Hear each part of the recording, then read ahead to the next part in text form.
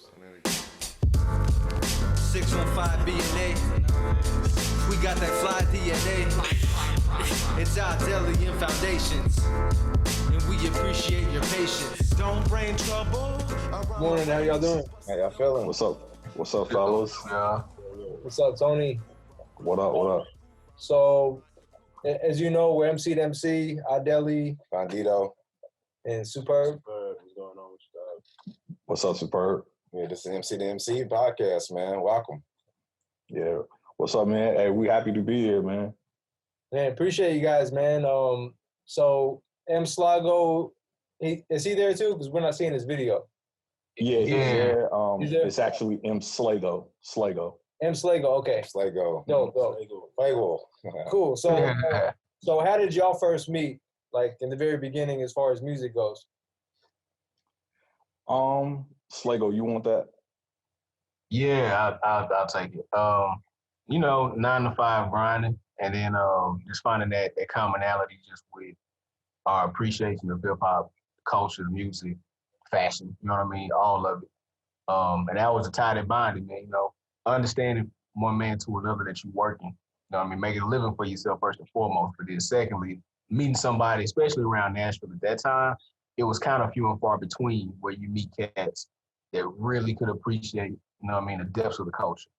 And that's how we linked, like off of that. And from there, just was sharing music between each other, hitting studios, the whole nine. That's dope. So, but you guys met in Nashville? Because I understand that M Slago went to Dallas for a while, made his name out there, right?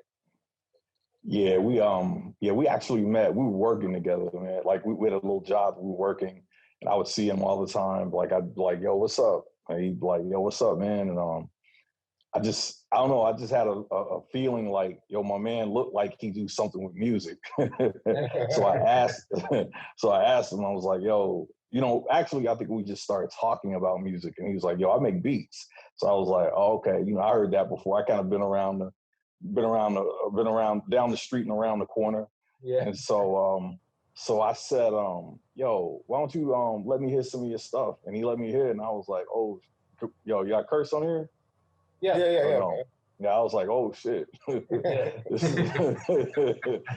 is and ever since then, man, we've been rolling. So it's been my homie ever since. So that was like early 2000s. Yeah. Dope. So y'all being both like in the production thing, in the music, what inspires y'all as far as musically? Like what MCs or artists or producers? I know y'all legends as well in your own right too. So what legends inspire y'all, Me personally, I'm older. Today's my birthday. Happy birthday. Yeah. I appreciate that. I hit 48 today. What's up? So I go back. Like I go back to the very beginning.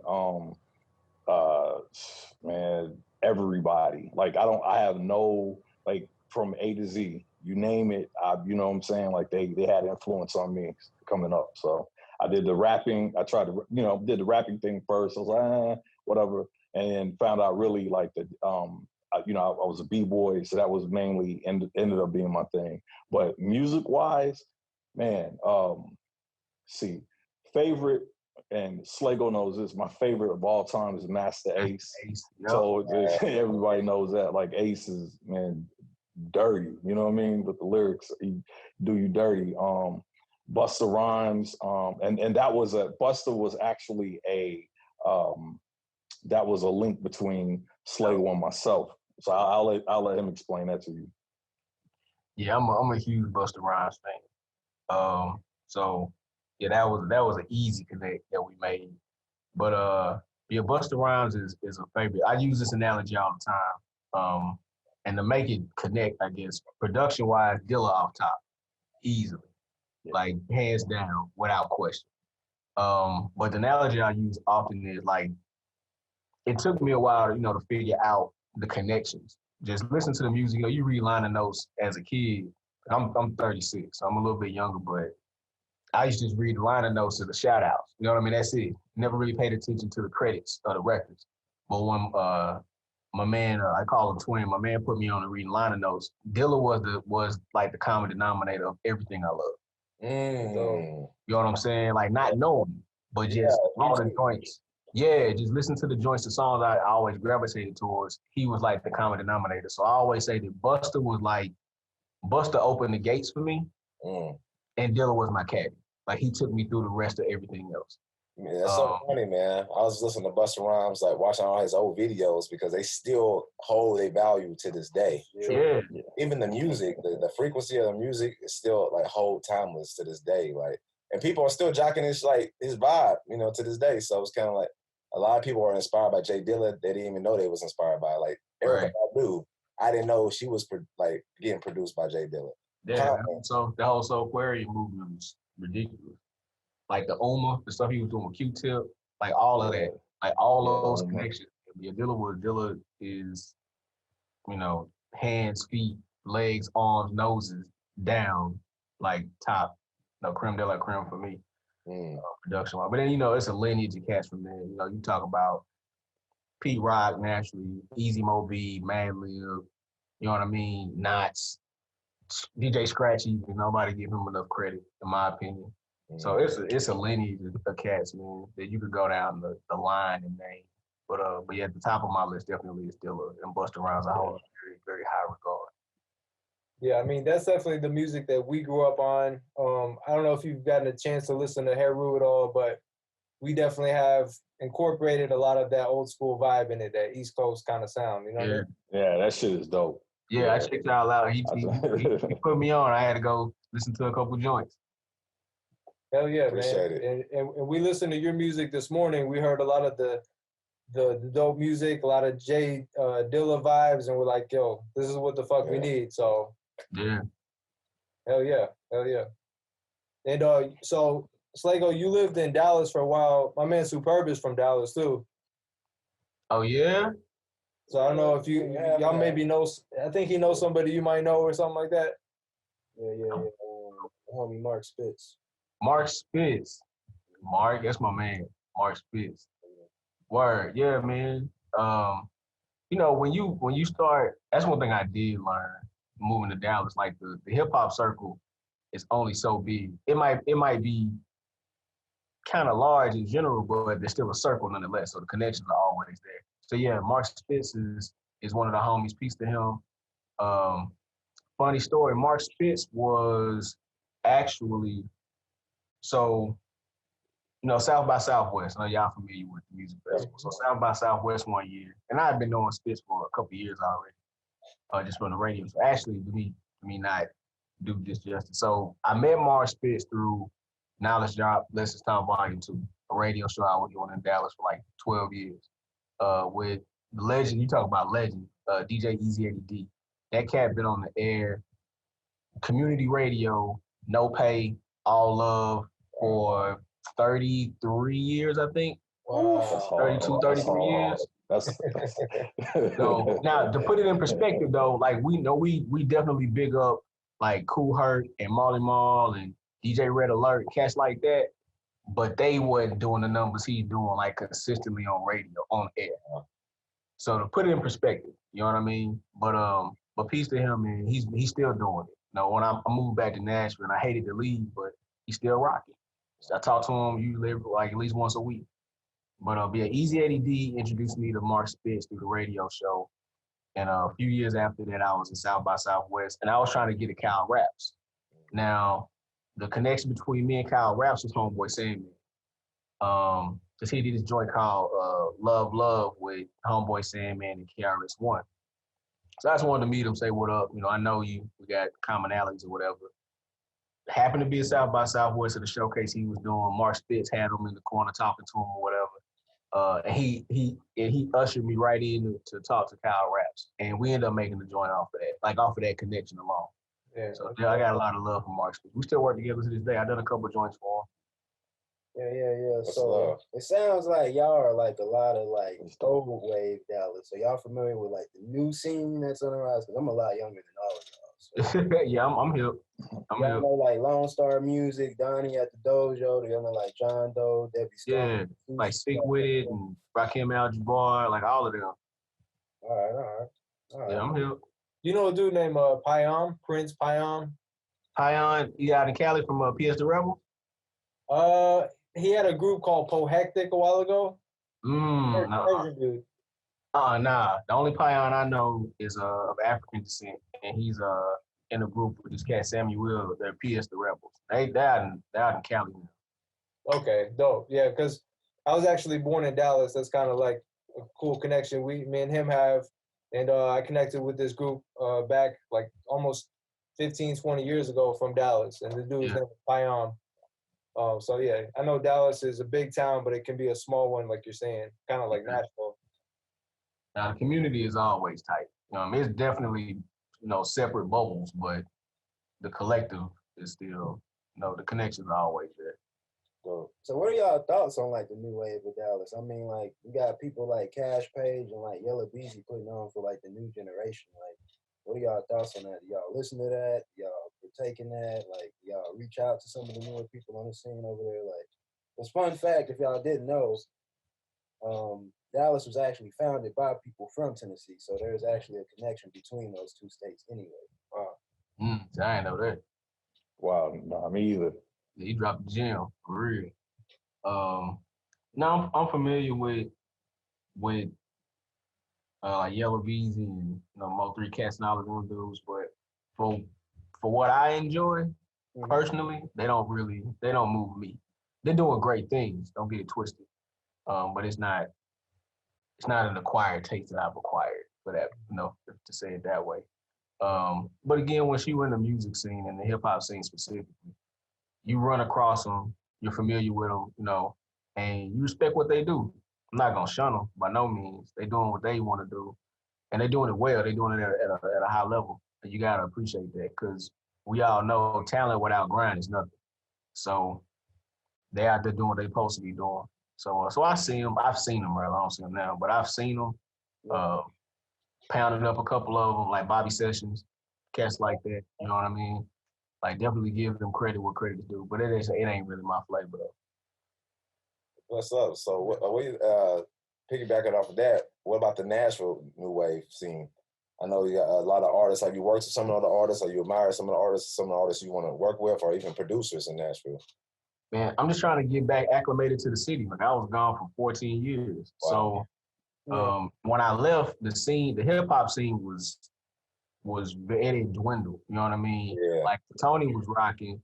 It was when hip hop was at its peak. You know what I mean? Like the hip hop that we're talking about, that branch of hip hop was at its peak. Yeah. So by the time I left, it really wasn't a lot happening. You was lucky to get a show here in Nashville. I remember when was it, like 2006? 2006, I think I saw the most like fresh hip hop shows I'd ever seen, but it was like droughts before that. We got to see KRS-One live. Thanks to Tony too, he was a big part of that. Got to see KRS-One. Hey, was that at Basement East? Was it? What venue was that? Basement. Exit in. It was the cannery. The cannery. Yeah. Cannery. Yeah. Now I got to see. He came back at Basement East like maybe 2 years ago. I got I got to go to that. It was lit. It was a lit show. We actually got to get on stage with him, take pictures with him, man. Down the dude. That's extra great. But now like that year though, man, it was a few shows. Like saw KRS-One, saw Black Alicious. I missed Black Alicious, but I got to see the Roots. So, but like a year before that, I couldn't even name you a group that was coming besides Black Alicious. Like they pretty much were coming every year. They would hit like Exit In or something like that every year. They'd be out on West End somewhere. But coming back, not to ramble, but coming back home I'm finding myself just looking and researching and seeing who's doing what. The first two groups that I got hip to, or the first two acts I got hip to in general, actually was y'all, like HERU HERU, and Namir Blade. Yeah, I just got hip to him. But actually, I got hip to him back in January. One of my family members was like, "Yo, man, I got a homie, my little cousin." He was like, "I got a homie that he reminded me of you a little bit. Like he got a different vibe and he just doing something different from everybody else in the city. And he got a great work ethic. I was like, word, yeah, you gotta tell me who he is. But he never told me. But he shot me a text. Man, this might have been a month ago. Cause he just announced him signing and dropped his record about a month ago, right? Yeah. So he sent me a picture. And I was like, this your man? He was like, yeah. I'm like, all right, cool. 2 days later, they make the announcement that he signed to Mello. Yep. So I was like, yo, this your man. He got picked up by Mello. She said, yeah, come up. My cousin he don't really keep up with it. So he was like, yeah, he got signed by something label. I said, word, that's what's up. I'm glad he doing good. Then I saw the announcement. I'm like, yo, he got picked up by Mello. That's a real good. But I listened to his record, man. I like it too. I appreciate what he's doing. So actually, the only two acts that I'm familiar with are y'all and him. That's it.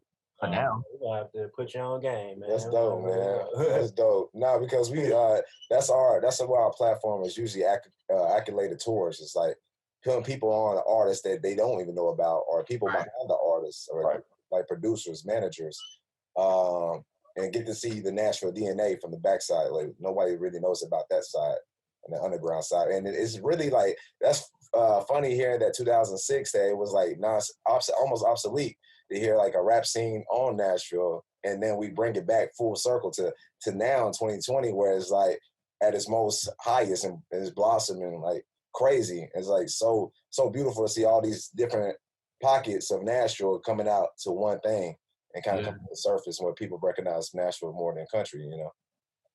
Well, I'll say this.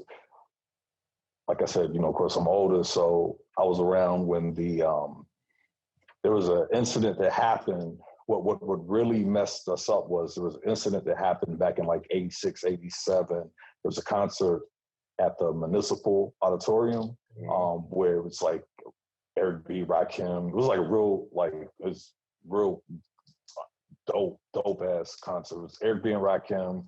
It was NWA. It was it was a whole bunch of groups. Yeah. Anyways, yeah.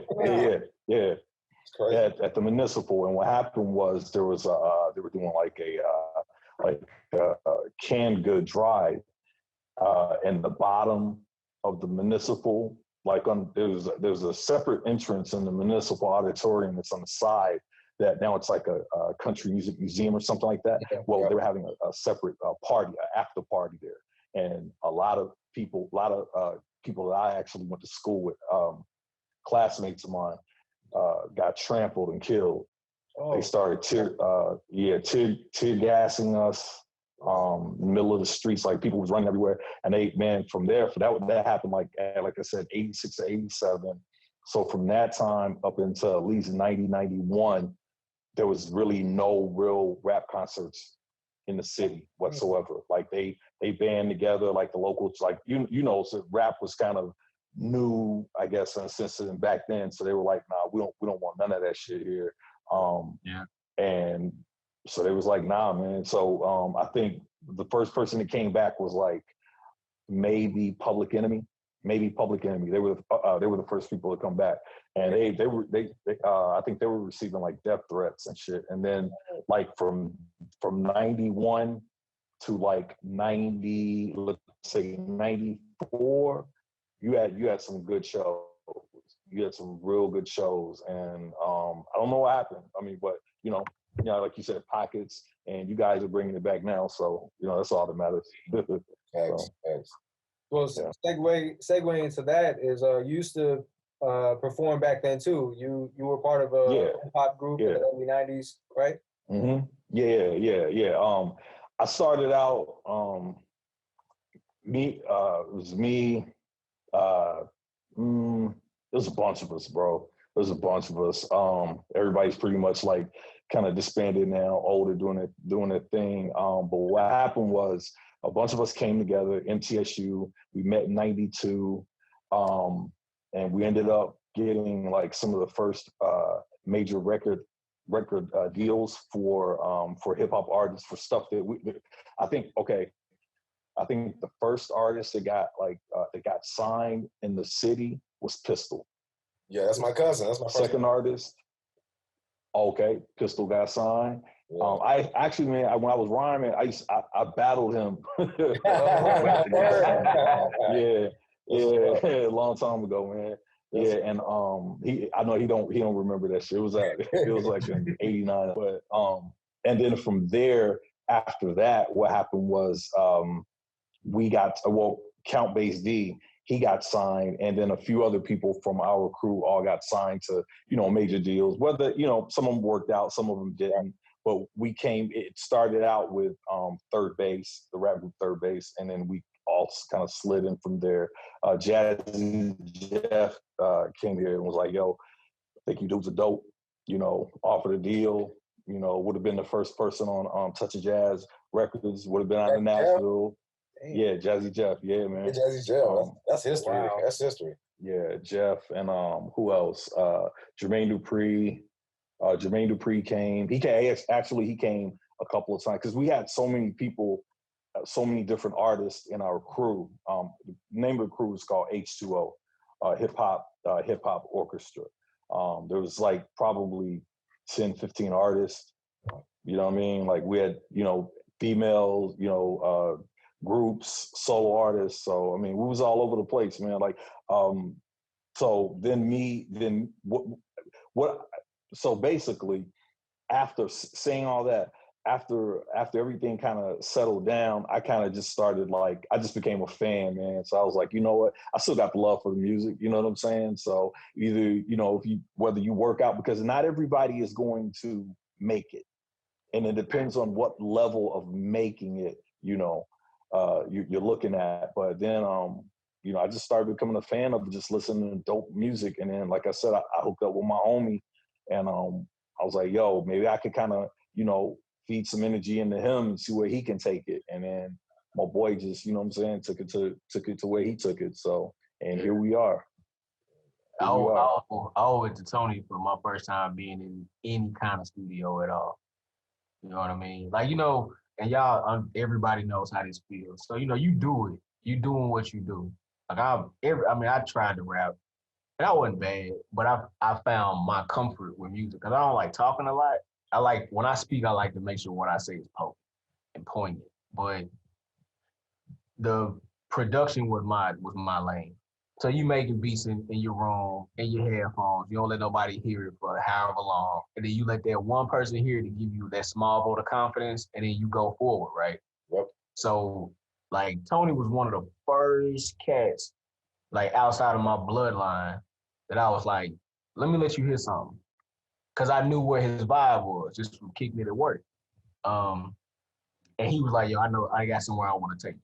I'm like, all right, cool. And he was the catalyst to me touching foot in my first makeshift studio, or studio period. You know what I'm saying? So I owe that to him. And that opens you up because you get around people that are like-minded, and you get to see techniques and hear stories and just talk about processes and thoughts. And collaboration, like true collaboration. So that was, he threw me the alley-oop on that for sure. And how long ago was that again? This was, what, 2005, 2006, about 15. Yeah. Maybe earlier than that. Maybe it might have been 04. And that's like when you first got. Was it maybe 04? Yeah. It was it had to be 04, 05, yeah. Yeah, because I left in 06, so it was like 04, 05. Okay. Yeah. Oh, so what kind of music y'all end up making, when y'all got together? What kind of vibes was it when y'all was in the actual studio and in that creative process? Was it as soon as y'all got it was chemistry off the top, or was it y'all got to fill each other out? What kind of producer is he, or it's what kind of rapper is he? It was a team. It was a team called Castle Bang Out. And he introduced, Tony introduced me to them.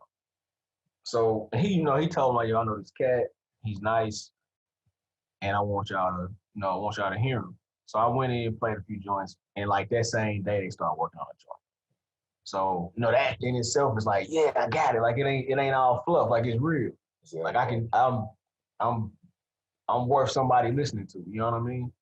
So we worked on a few joints. They turned out to really not go anywhere. But I met a lot of people in the process. The Castle Bang Out, I met this cat named Torello Vegas. And Castle Bang Out, we rocked out for a minute. We had a little falling out because they had relocated and some more stuff. But the homie Torello Vegas had heard some of the beats that I had just laying around there still in the studio. He was like, yo, call him. Like, call him up. Like, I want to talk to this dude. So I met T Vegas, and I produced probably half of his record that he had put out called 100. So that shit was hard, too. That shit was hard. Torello Vegas is nice, dog. Yeah, he's nice. But I did the record with Torello Vegas. In the meantime, I was working with my man Salvation. He's from Detroit, and we had a studio that we opened up. My family, like getting that bloodline, we opened up a studio, G&B Studios out south on 12. And we was running that. It didn't last very long, you know what I mean? But it was fun. It's part of the process. You got a studio that you're working out of. We was recording cats. We was recording ourselves. We were learning engineering in the process. Like it was part of the maturation. But again, that just goes back to me. Somebody give you that vote of confidence and put you in the place to be like, yo, I want you to be heard. I don't want somebody else to hear you besides me. And let me say something with that, because this is the part that tripped me out that I didn't even know. I thought my man was already in a studio.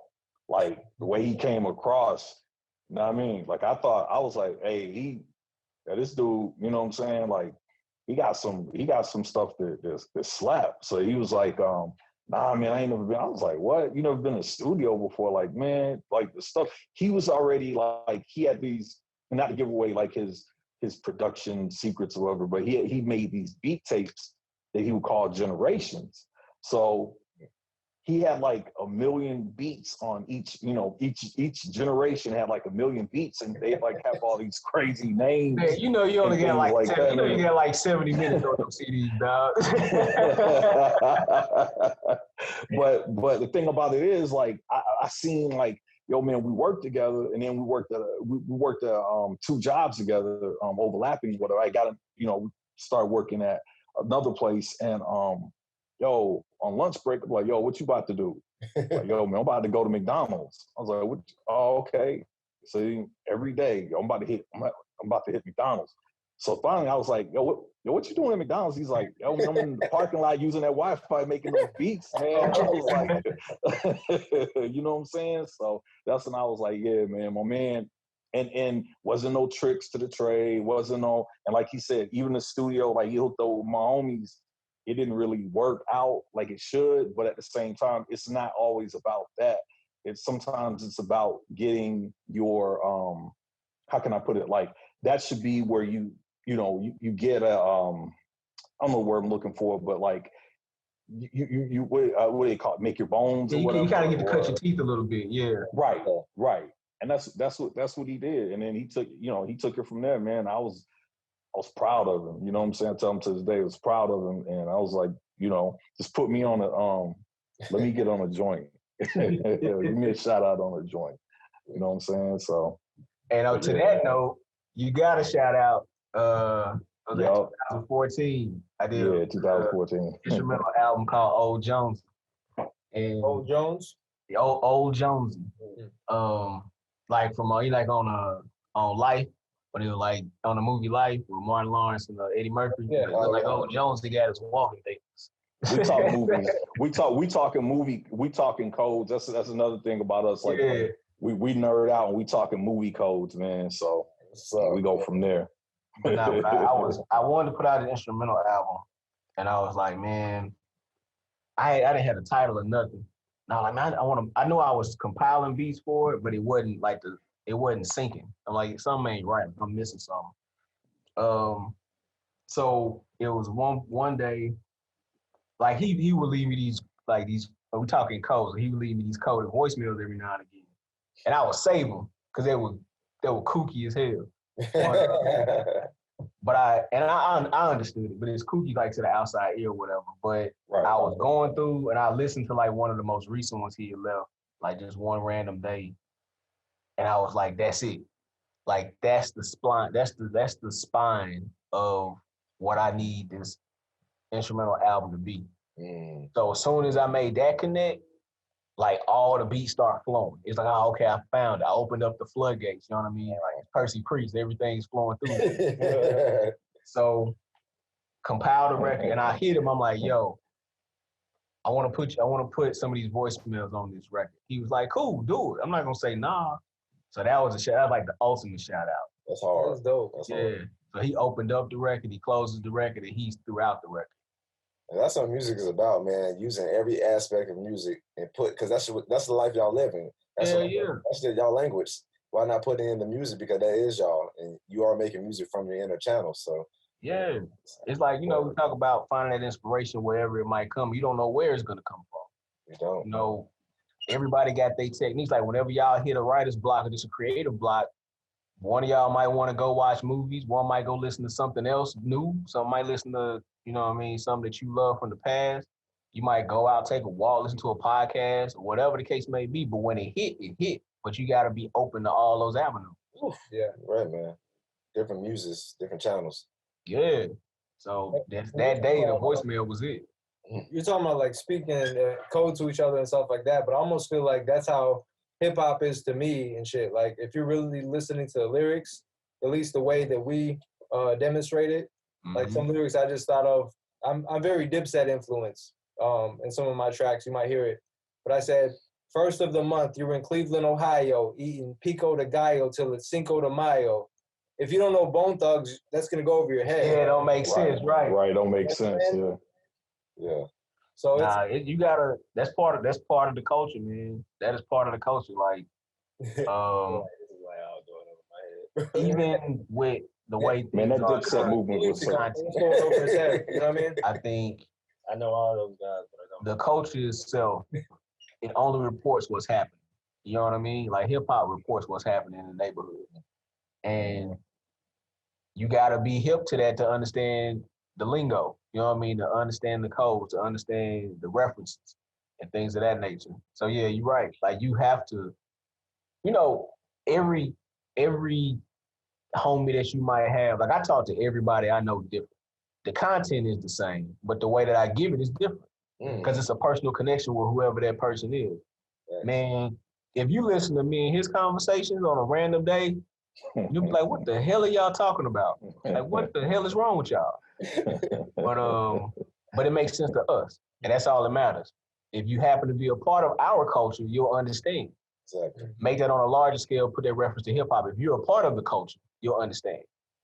Definitely, man. I even feel like Uzi Vert and Young Thug and Future, they came up with their own language, like Migos, but they put it on such a high level. They've been talking like that, but when they was trapping, that maybe they didn't talk like that, involve the police or something. But they talk like that already on the chirp or whatever they're using to connect with their homies, and then they take that lingo to another level, another platform, and you put the money behind it, the promotion, the budget, and all that stuff. Now it becomes the world's lingo. And that's what hip hop does. It just influences because it is from the street. It's directly from the street. So and we influence the world. We know our culture. We know who we are. So we influence the world. So it's only necessary for that lingo to carry on that language. And then you got people speaking like that in Asia. The same lingo you were speaking to your homies in the street years ago. Now it's like in another country in Asia, and they talking to each other like that. So it's amazing. Yeah. You'll never be able to. That's one thing a lot of people need to understand. Hip hop always was, always will be street. Not and whatever that entails doesn't mean street doesn't always mean some negative, but it just means that it's a culture that you can't contain it. You know what I'm saying? Like you cannot contain this music, man. It's been going on since officially 73. You'll never be able to contain this music, man. There's so many influences, so many different, like hip hop is a chameleon music, I always say. We can blend our music with anything that's out and we can make it like Lil Nas X with the, we got one. Yeah. I mean? Like, we got one. Yeah, that's boom, snap one. Yeah. So like we did it like that to the country music, man. They wasn't feeling it, you know what I mean? Like they wasn't feeling it. Like it's like I know I was like on Music Row, like where the banner and all, they didn't even want to put up his, on Music Row they put those banners up and everything. And nah, man, we need that. Yeah, man, give us one. Damn, you got Darius Rucker. Yeah, Darius Rucker. Yeah. Yo, hey, yo, one question, yo. Speaking of younger guys, y'all know Young Quail? Yeah, that's the homie. I did a couple shows with him, man. Okay. Yeah, I really like him. Mercy. Man. I like him. Okay. Yeah, Mercy's a dope venue. Just so y'all know, like Tony and Slago, excuse me. Foundation knows everybody in this whole city. Everybody, that's why his name is Foundation. Yeah, that's what's up, though. Him, so I mean, hey, if you from Nashville, it ain't that many people to not know. It's fact, true. Well, Foundation, where are you from? You from North Nashville? Man, I'm from literally everywhere. I'm from the country, man, like Pegram, Tennessee, all the way to White Bluff, Ashland City, to Kingston Springs, all the way to East Nashville. I lived there. My mom moved like every 6 months when I was younger. I don't know if she was on line or what, but we moved every 6 months, man. I feel like, so I always switched schools and met different people with different walks of life and at different areas, like West Nashville, lived there twice. Well, 3 times in my life. 2 times with my parents, and then 1 time with me and my family, immediate family. So, man, I lived everywhere, man. Just a blessing and a curse too, because everybody do know you in your own city. But it's a blessing because you get so many pockets of people that you never would have met if you didn't like move around like that. And kind of like it helped me a lot too, in times that I needed help too. Like people lifting me up because they knew my mom. Like my mom used to pick up young Buck when he was little and drop him off at school. Because he used to try to skip school. So she would pick him up and take him to school every morning. So because I lived in South Nashville and St. Martin Square in the projects. Oh, okay. So yeah, man. So it's like I lived everywhere, man. So it's a blessing, man. Definitely. Okay. I just thought I don't know why I thought you were like from out north or something. Like you're I don't know. I seen something and I don't know if it was like you did some video or something. Something I seen. Yeah, we just did a video out there. Yeah. Okay. Nashville. Okay. Yeah. Oh, it was the That's the one I checked out too. Yeah. But now I got some dope shit though, man. For real. Appreciate it. Super dope shit. Yes, sir. But Eddie, look, can I ask you a question, man? Sure.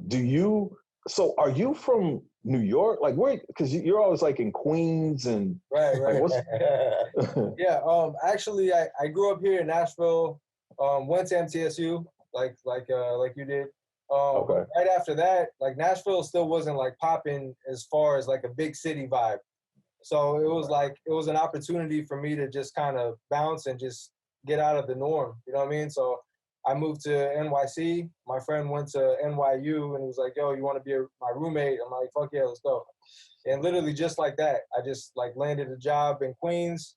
And so I was living in Manhattan, commuting to Queens, and then I ended up moving to Brooklyn. So it was cool because I got like a lot of experience through those different places. So in a brief amount of time, I really immersed myself, and I've always been influenced by New York hip hop. So all of that's going to be embedded in the music. See, you know what? There's a lot of us here that we took that exact same route. Like, I mean, which is like MTSU, like I always knew like, okay, there wasn't a whole lot here. So you know what?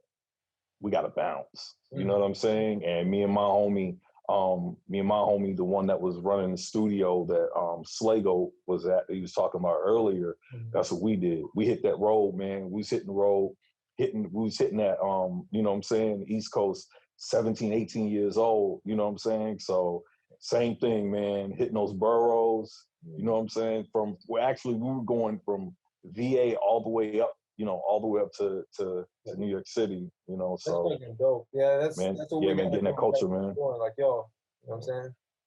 Yeah, man. Yeah, that's dope. That's dope, man. Did you just find out your track isn't what you thought it was? Don't worry. We got beats for that.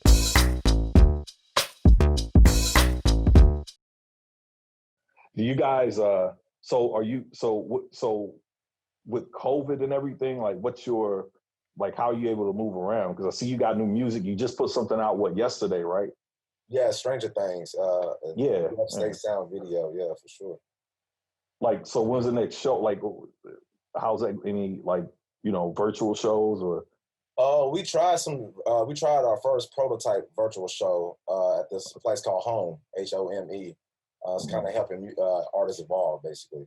So we did a streaming there. It went actually very successful. It was up to like 5K, 6K, something like that. So it did very good for it to be a first ever streaming we tried. But we also been doing local shows as well, the venues that will have us, you know. And we're blessed to even have that because we just opened up phase 3. Yeah. So now it's like a little bit more, freedom. But right now we're working with what we got. So we may have some. That's what I said. Like if you know people will just throw you in some positions and opportunities that you weren't even expecting. Okay. So they already had the venue already locked down. All we had to do is show up and show out. You know. Okay. Have you guys been to 615 performance? It's on Mormons. That's North Nashville. What's it called? Is it up north? Out north? It's East Nashville. Oh, East Nashville. Right across the street from. Yeah. Okay, so Home is connected to Center 615, but it's the venue part. Okay. Yeah, so it's the same actual building. Center 615 is more catered to like business meetings, office stuff, and then the Home is like the rehearsal space, the venue, the studio, and the lobby and stuff like that, and the pool room. So that's exactly where the streaming was at. The live stream took place. Oh man, I used to work there. Like, word. Yeah, that was that. Yeah, I used to work. That was that used to be that was MTV's Nashville-based headquarters. And like they had like a little it was like, you know, now we're talking back in the tape era when they would actually, when you'd show something on TV, you'd actually have to use like the actual reel. And that's where a lot of that stuff was housed. There was a library. So yeah, I used to work there, man. It was a cool little spot for a hot second until they got bought out. Well, yeah, we're definitely trying to make more moves. Doing these little shows for now as Corona hopefully, you know, dissipates. And hopefully next year we're just going to keep going. But when we're not doing this podcast, we're writing, we're recording, we're videoing everything. We have a lot of content we haven't even put out yet. So I hope people are going to start paying attention to us, and we're not planning to drop the ball. We're going hard with this because we really love this hip hop, like the way you guys do. We're trying to carry that torch. So and we're hoping that we can collaborate with you guys. You guys can eventually come to our studio here. It's the Upstate Sound Studio. We do everything here. Superb's heavy with us. So, you know what I mean? Hopefully really soon you guys can come through. Yeah, man, soon as stuff lift up, man, we're definitely gonna be out in these streets. You know what I'm saying? We hey yo, y'all need to check, and my man Slago been he's been killing these I won't say beat battles because he's not battling, he's more so just, you know, just in there doing his thing. But yo, he's been knocking them down. Nah, it's been I know you talking about the session and stuff. Yeah, it's not a battle at all. It's more like a showcase. It's really the appreciation of production, like flat out. It's a collective of producers from all over the place, and like every Friday night we get up, and we just play joints. Like it's a lineup, and we play. So it's called The Session In, hosted by Battle Lab and like Battle Avenue. And I mean it's I know the main guy, like the host of it is Slop Funk Dust.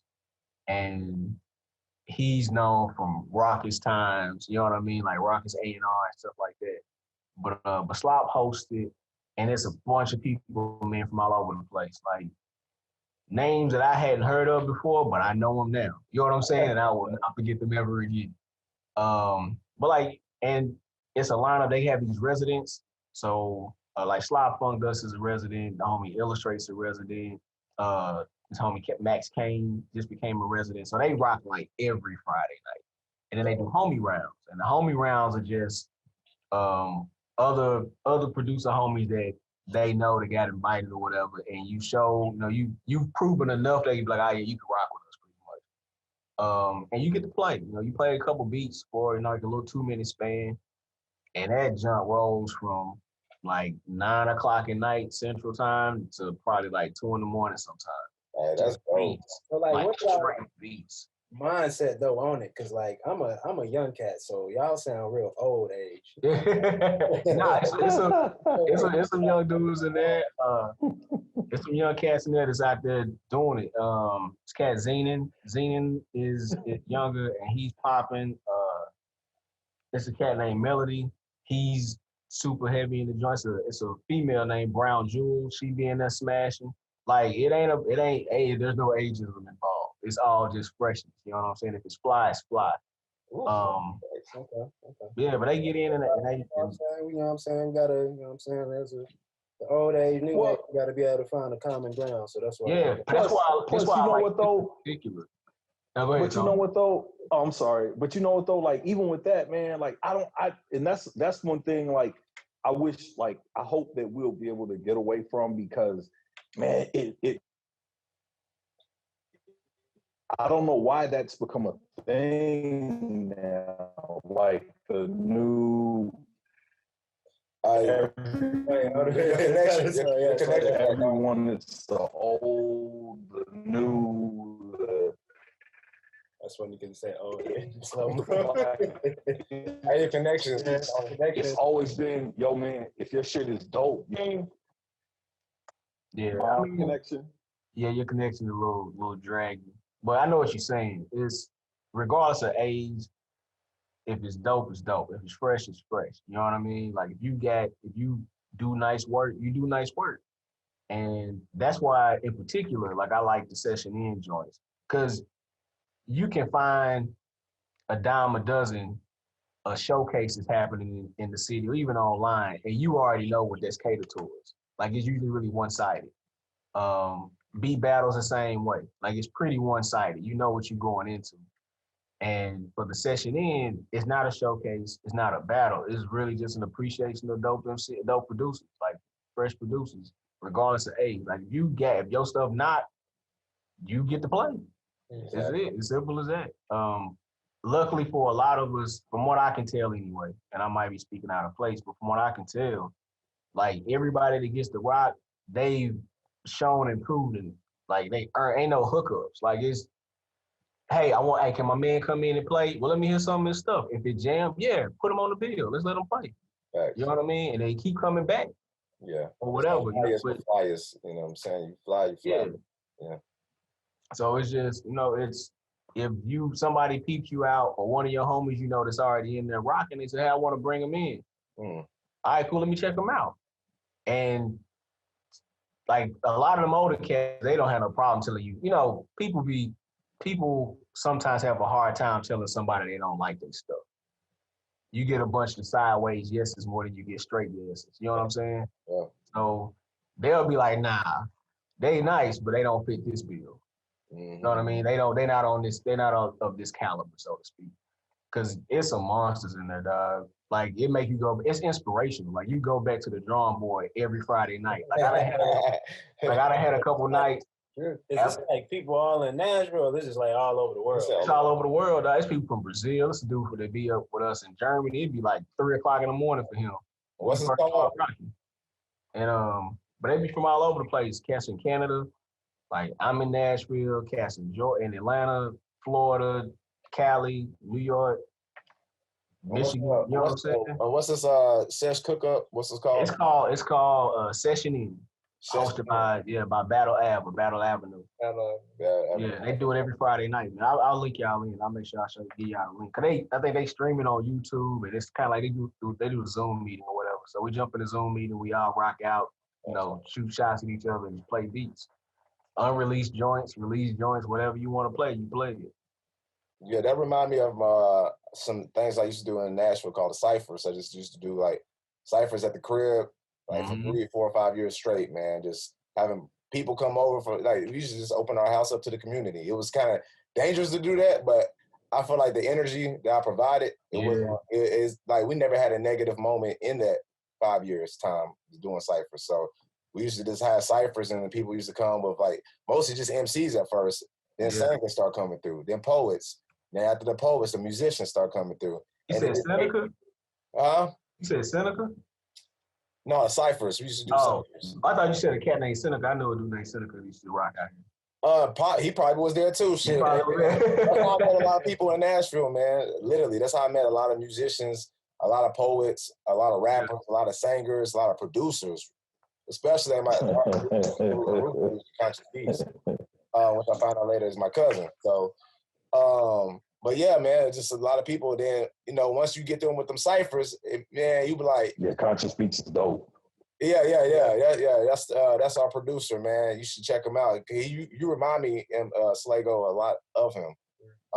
So y'all definitely got to meet, man. But yeah, make you go back to the drawing boards and like, man, I got to step my game up. Yeah. And then they come back next Sunday with the same vibe. You know what I'm saying? And just try to level up. So it definitely helped a lot of people sharpen their swords.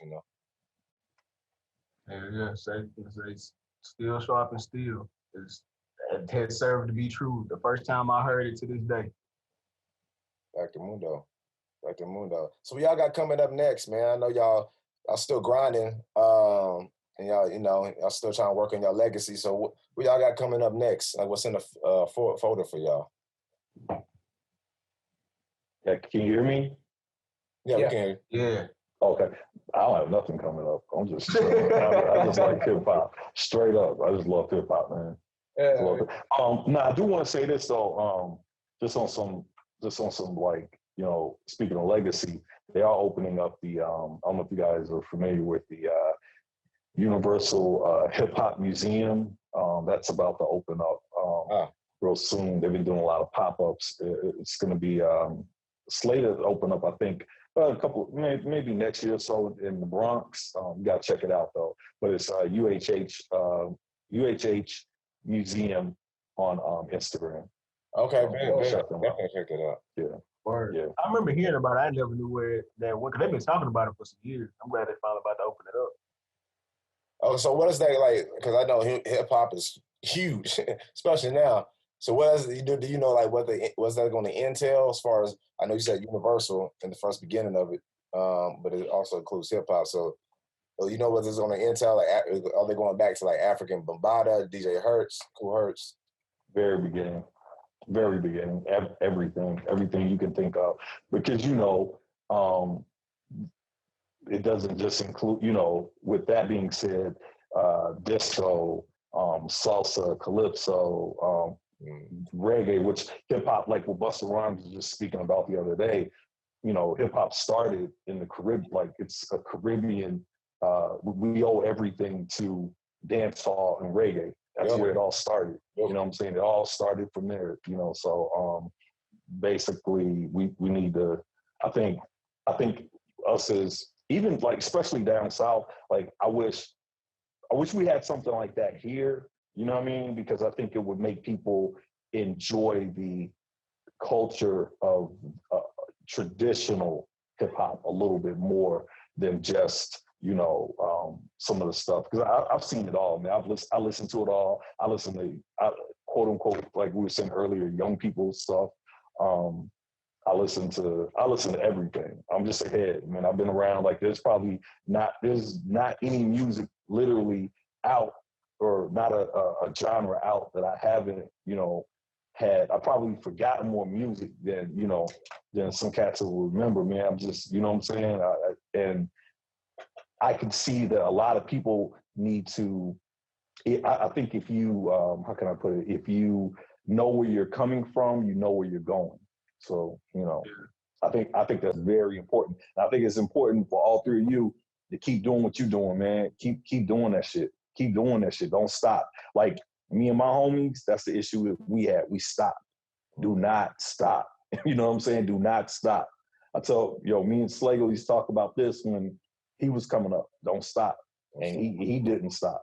So thank you, man. Absolutely. Yeah. Don't stop. But the last thing I also wanted to say, you mentioned the museum. I almost feel like religions, like the Jewish people, they go to Jerusalem for like a pilgrimage. The Muslims, they go to Mecca. I feel like if you really love hip hop, you'll find a way to go to the Bronx and hit that museum. Straight up and down. Right. At least go get, at least like, I feel like anybody that does hip hop, or even just appreciates it to the utmost, that practices hip hop in any facet, you know what I mean? Because it is like a religion. Yeah, you gotta at least go to New York. Like go at least hit one borough. You know what I mean? Like you gotta at least go, like put your feet down somewhere. But yeah, I still put in Brooklyn at least one time. Yes. I mean, when I lived there, when I was working in Queens, I was working close to where Nas was from. So I would always think about that on my way to work. And so when I got to work, I was just hyped up and I was killing it. Like I was selling lobster spread. That shit was off the motherfucking shelf. Trust me. And that was because I was so energized by all the hip hop that I grew up listening to and being right there. Like down the street from the energy is different in New York. The frequency is different. When you land from Nashville, being a Southern nigga, like to go all the way to New York, a country boy being in the big ass city, like a real city, Nashville, you know, it's getting to that point where it's about to be a big city, but New York is actually like been there, done that, you know, and twice over. So it's like to go there and feel that frequency in the air and like the people and how they move. It's like you moving in a whole different other vibe. So it was definitely an honor for him, like even to hit me up, like let's go to New York. The tickets are like $100. I was like, hell yeah, it's cold as hell, but going to New York, the Mecca. Yeah, he was talking about it though because you know I had lived there. I had to become accustomed to walking 30 blocks and then 30 blocks back. Right. So like I kind of took that for granted. We're walking. He was like, "Yo, can I take a break real quick?" I was like, "My bad, man." Bro, I came in there with chunks on, like a LA. Yeah, you messed up. Bro, I had to come back with cortisone shots. Like I had to get cortisone shots in each calf muscle, man. You got no support, Jack. Like you might have been walking on paper plates. And the wind chill was crazy too. The wind chill. So I took it like a G, man. I was like, That's funny, man. But man, it's been a dope episode, man. I'm glad, I'm honored, man, to have some legends in the house, the old school hip hop heads, man, because we need both dynamics. You know, we need both dynamics and both worlds to come together because it is a gap. But I'm loving the way it's moving and evolving. Like Trippie Redd just did a song with Busta Rhymes. I don't know if y'all heard that. He remade one of his songs, and it was kind of like dope. I need to see more shit like that because that influences me more to like even like collaborate with the youngsters in Nashville. Because supposedly getting me like, hey man, you got to reinforce these relationships with the youngsters. They need mentors and elders too to kind of like help them in the area too of hip hop. So I'm loving, you know, where music is going as far as hip hop goes, you know. Yeah, I got a question for Superb. Yo, Superb, how long you been? So, what made you get into it? Like what made you get into the music, man? Shoot, my dad, he was a little. My dad was a musician. Went by the name of Carl Marshall. Actually, back in the 70s, though, he went to Soul Dog. But, you know, I mean, he was a real industry guy. You know, he did, like, a lot of Southern soul. I mean, if you're familiar with guys like Big Rob or, like, you know, Johnny Taylor. Yeah. That's kind of his whole thing, you know what I'm saying? He's worked with, like, Earth, Wind, and Fire, that whole nine. My cousin G. Are y'all familiar with Dizzy Wright? Yep. Yeah. I'm not. Yeah, Dizzy Wright. My cousin G, man, brought up Dizzy Wright, man. He real cool with Bone Thugs and Harmony, Lazy Bone, all those guys. So, I mean, as far as on that side of my family, it's already kind of like historically, like, music is already going on. So it's just kind of like, I have the son to pick it up. Then, I know if y'all been out in the Dallas area, before I came out here, I was working at Forever Young Records for a few years. Out in Arlington? Yeah. That's actually how I met Mark Spitz, working there. And, you know, just, I'm 24 now, so, yeah, around the age of 14, just kind of, and then my cousin K Wash as well, just picking up production, man, a little DJing here and there, just kind of learning over the years, you know, I think I was already set to be on that path just because of people who were around me, just picked up on it. Man, keep doing it, man. Keep doing it, man. Don't, like I was saying earlier, like, bro, don't stop. You know what I mean? Like 24, man, you got your whole music life ahead of you. Like you're at that age, you're a baby. Yeah. That's some good shit though, man. Yeah, that's man. good. Yeah, you know, learning things like that. You know, it's a journey, but you know, it's cool to have a balance. You know what I'm saying? It's cool to be around some of the older guys, be around people my age. Kind of, I'm all for you know what I'm saying, bringing people together, things like that, unifying. You know what I'm saying? That's kind of my role here. I'm the glue, as they say. I'm all for it. I'm all for it. But did you when you started, like, so you said you DJ also? I used to DJ. That's how I started off. Then I got into music production instead. And I actually used to do like a little rapping, singing, things like that. But then I just kind of went more with the production route. I just kind of enjoy more so building with people, bringing the best out of people. Yep. That's just not even a music thing. That's just who I am. I just strive. That's hard. That's hard. You know what I'm saying? That's just yo, man. Y'all seem like some good dudes, man. I've been checking y'all for a minute, man. Like, I be hitting, me and IDELED be hitting each other up, and I always like react to the, and I appreciate all your support, man. That means a lot because we really do this for hip hop, and it's like we don't want it to just go over everyone's head. Like we really have been doing this for a long time. We appreciate the craft of hip hop, so you know what I mean. All that means a lot. Thank you so much. Nah, it like when. Like Tone, he'll tell me about people in the city. You know what I mean? And to be honest, it'll be like a fleeting conversation. He'll be like, "Yo, man, I heard such and such." I'm like, "All right, cool. I'm gonna check them out," and I'll listen, and then that'll be the end of it, and I'll never hear their name again. Not to say they're not doing their thing, but I just don't ever hear their name again. Like it don't come up. You know what I mean? It don't come up to me. But like he's mentioned y'all a few times. Like that's the only reason I'm like, all right, you said HERU HERU a few times to me. So I definitely know who they are. Like I know who y'all are. He will follow up. A lot of cats he don't follow up like that. He'll tell me, yo, you gotta check out. And it's like you talk about, he mentioned you forget more people than you know. Yes. So whether it's for inactivity on their end or just because you might not be circling around, checking for them like that. But he's like, yo, did you check out HERU HERU? I'm like, nah, man, I ain't listening yet. Then he's like, yo, they got a video. I'm like, all right, cool, I'm gonna go check the video out. And I checked out the Cashmere video. I'm like, all right, okay, I see why you keep bringing them up. So but the fact that, you have your trusted sources, and this is a trusted source for me. So if he mentions somebody, he's like, yo, you should check them out, and he has to tell me twice, I'm not gonna let him tell me a third time. Okay, all right, I'm gonna go check it out.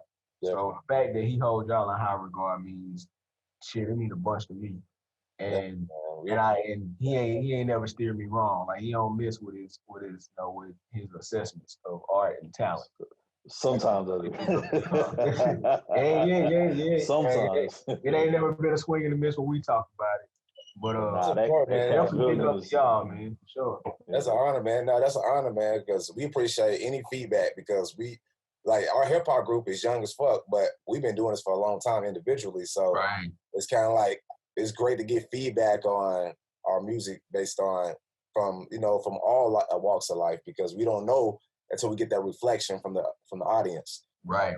Sound like that. So that feedback is super important, man. We're gonna take it and put it in the music. You feel me? And just use it as motivation because we've been trying to be super consistent with it, and we have been consistent with it. So it's good that we can be consistent enough where people can be like Tony, and reach out, be able to adapt to our music and spread the word. So much honor, man. Respect. Let me. I'll go ahead, Chris. My bad. I would say let me put my co-host hat on again for a second. So, because this is always a fun conversation. For each one, and you two, Tone, like, who would be like your dream collaboration? Like, who is somebody you got on your list? Like, before I lay it down in the dirt, this is somebody I want to work with. It'd be Mos Def for me. Or not. Yeah. Or Jewels. I want to say, I had a dream, man. I was like, it was old age, younger. I was younger. I had a dream of collaborating on one track. Tupac, Ice Cube, Scarface, and Bun B.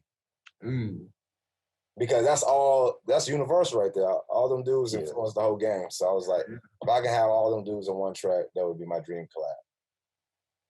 Man, I think mine would be Nas. Probably. You know what? I want a Nas. This is album. A Nas album? You cut Nas, out. Nas and my bad. Nas and Jay-Z album. That would be interesting. Album. A full album.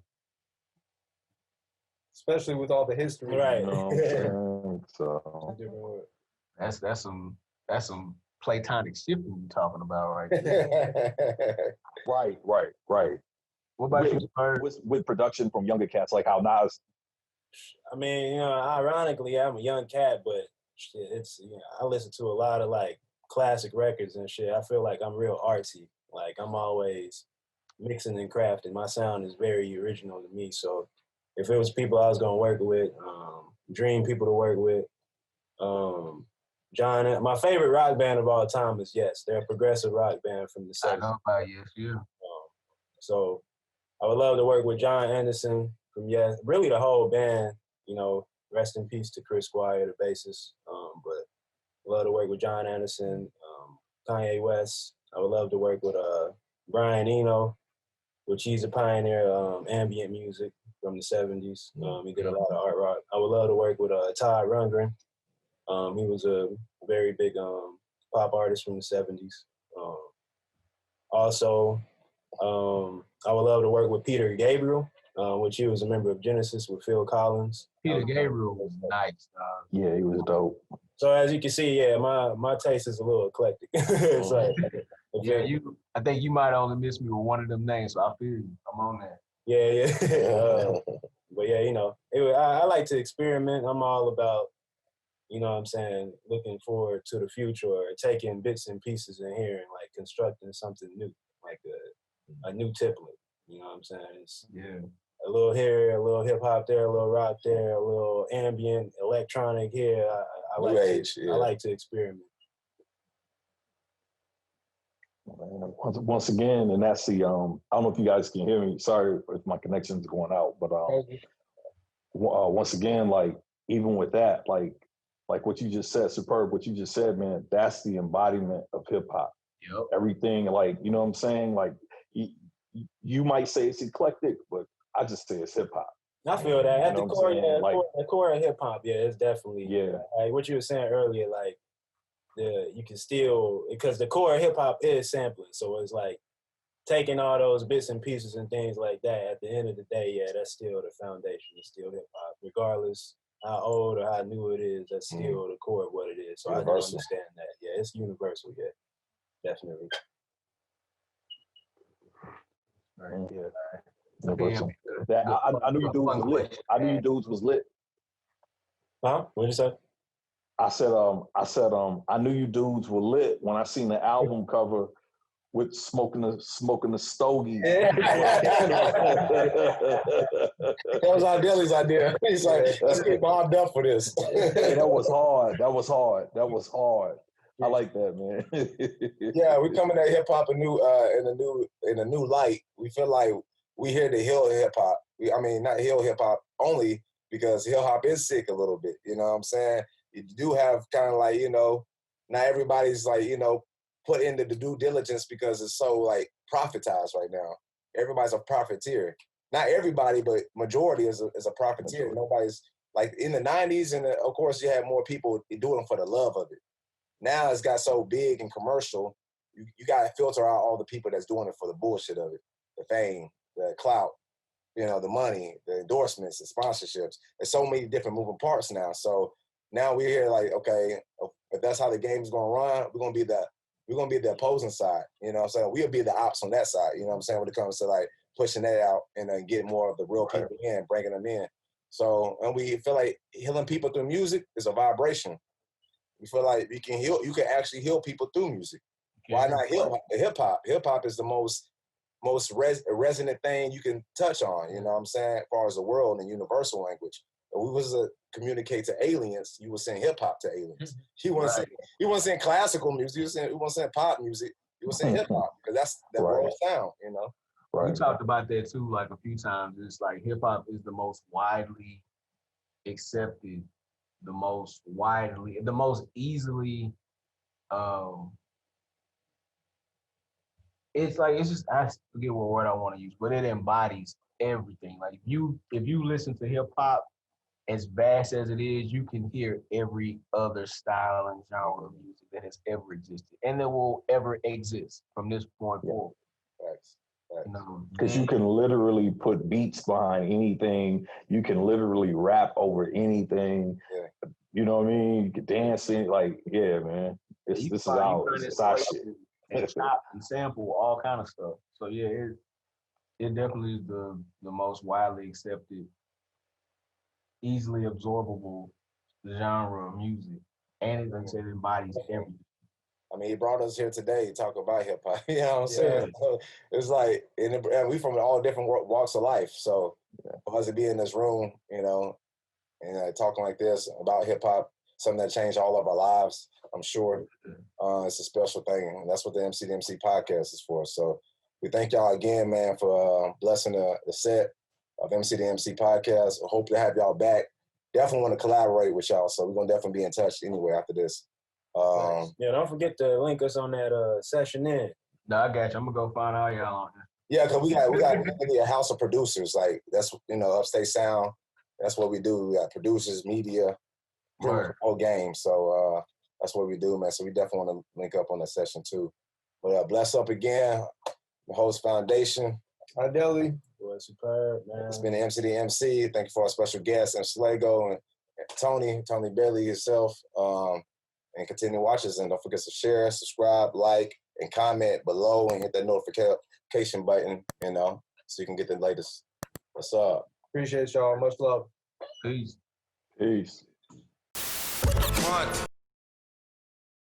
All right, guys. Thank you so much for watching. If you liked the episode, leave us a thumbs up and comment below if you have any ideas on what we can do next time. Please subscribe and hit the notification. MC2MC give you motivation. Heru Heru.